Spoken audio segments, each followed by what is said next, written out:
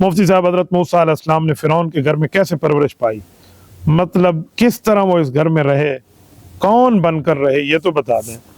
اللہ آپ کو حج پہ لے جائے میرے بھائی، یہ بنیادی باتیں ہیں، یہ بھی آپ کو نہیں پتا تو چلو میں مین چپٹر ہیڈنگ بتا دیتا ہوں۔ قرآن کریم میں اس پر تفصیلی واقعہ موجود ہے، کسی عالم دین سے سورۃ طٰہٰ اور سورۃ قصص ترجمے کے ساتھ پڑھ لیں، کسی عالم دین سے، وہ آپ کو مسئلہ سمجھا دے گا۔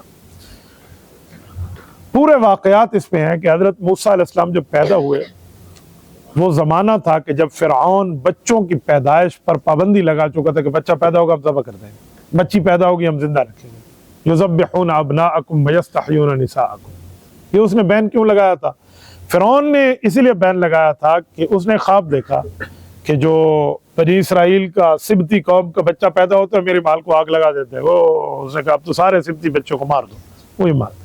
موسیٰ علیہ السلام بنی اسرائیل سے تھے، بچہ پیدا ہو گیا، فرعونی پولیس گھوم رہی ہے، بھاگ رہی ہے، تو ان کی والدہ کو رب کریم نے الہام فرمایا، انقذی فیہ فی التابوت فاقذ فیہ فی الیم فلیلقہ الیم یأخذہ عدو لی وعدو لی۔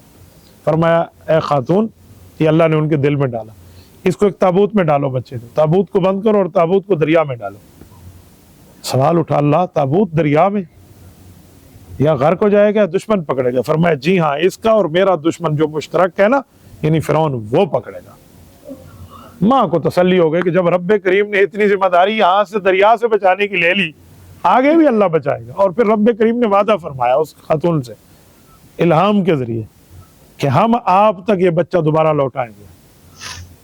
اوکے، ڈال دیا گیا، اور فرعونیوں کی پولیس بیٹھی ہوئی ہے اور تابوت اس کے محل کے سامنے سے دریا نیل سے گزر رہا ہے۔ انہوں نے کہا دوڑو دیکھو کیا ہے، کوئی خزانہ جا رہا، پکڑو۔ پکڑا، دیکھا تو اس میں خوبصورت بچہ۔ اب فرعون جب گھر لایا تو بیوی نے دیکھا، فرعون کی بیوی مومنہ ہے حضرت آسیہ رضی اللہ عنہا، پوری زندگی فرعون کی اس پر قدرت نہیں ہو سکی اس کے قریب جانے کی، بس ایک ترتیب اللہ نے بچا کے رکھا۔ خاتون نے، بیوی نے دیکھا نا تو فرعون نے کہا اس کو ذبح کرنا۔ بیوی نے کہا دیکھ ہماری اولاد تو ہے نہیں، اس کو بیٹا بنا لے اپنا۔ جب بیٹے کا لفظ آیا نا تو فرعون نے کہا اچھا ہاں ٹھیک ہے، ولی وارث تو گویا اس کا نعوذ باللہ وہ سمجھ رہا تھا ہے ہی کوئی نہیں، بیٹا بنا لیا، انہیں بیٹا بنا لیا۔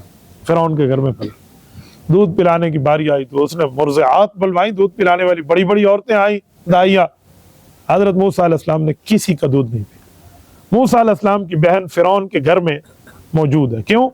وہ کنکھیوں سے دیکھ رہی تھی کہ تابوت کہاں جا رہا ہے، کون پکڑ رہا ہے، وہ ساتھ ساتھ چل رہی ہے روڈ پہ اور وہ دریا سے جا رہے ہیں، تو وہ وہاں موجود ہے۔ نے کہا میں ایک دودھ پلانے والی بتاؤں شاید یہ بچہ اس کا دودھ پی لے۔ انہیں اپنی امی کا کہنا تھا، انہوں نے کہا ہاں ہماری مشکل ہے، ڈھونڈ کے دے دو۔ تو ان کی بہن نے اپنی امی کو آ کے کہا ماں آ، ماں ایسے نہیں آئی، اللہ اکبر، صدارتی پروٹوکول سے آئی ہے۔ انہیں آ کے دودھ پلایا تو بچے نے دودھ پینا شروع کر دیا۔